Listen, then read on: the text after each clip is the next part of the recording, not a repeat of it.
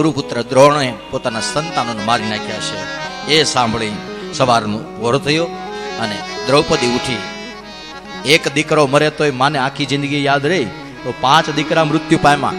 કારણ કે આપણી કહેવત છે ને ભાઈ, ભાઈ ગયે ભવ સાંભરે, બેની ગયે દશ જાય. પણ નાનપણમાં જેના માને બાપ ગુજરે, એને 10 દિશાના વાવા.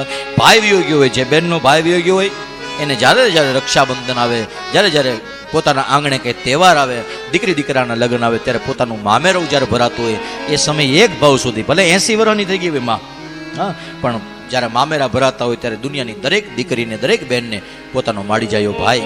અરે દીકરીને નહીં, બહેનને નહીં, જો ભાઈનો પ્રેમ જાગેલો હોય તો જિંદગી ભર જેનું ગુજરી ગયું હોય એ ભાઈને પોતાનો ભાઈ એક ભાવ સાંભળે. અને બેની ગયે દશ જાય, જેની બેન ગુજરી ગઈ હોય એવા ભાઈને એક એક એક એક સમય હોય ત્યાં સુધી પોતાની બેન યાદ રહે. પણ કવિ કહે, સાહિત્ય જગત કહે કે બાળપણમાં જેના માને બાપ ગુજરે એને પછી તો 10 દિશાના. કારણ કે મા બાપ વિનાનું જીવવું ભગવાન અભિશાપ છે દુનિયામાં. એટલા માટે હું તો પ્રાર્થના કરું ભગવાન, અડધો ટુકડો કોકને અડધો મળે ને એની ઉપાધિ નહીં, પણ દુનિયામાં કોઈ માણસ મા બાપ વિનાનો ન જન્મે. કારણ કે મા બાપનો છાંયો છે, મા બાપનો પડછાયો છે, મા બાપની જે મીઠી છાયડી છે, હા, એવી છાયડી દુનિયાના કોઈ. એટલા માટે સાહિત્ય જગત કહે, જે મસ્તી હોય છે આંખમાં એ સુરાલયમાં નથી હોતી. જે મસ્તી હોય છે આંખમાં એ સુરાલયમાં નથી હોતી. અમીરી કોઈના અંતરની કદી મહાલયમાં નથી હોતી.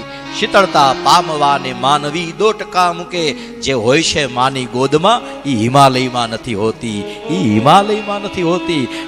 માના ખોળામાં જેવી શીતળતા હોય એવી હિમાલયની ગિરિકંદરાઓમાં ન હોય.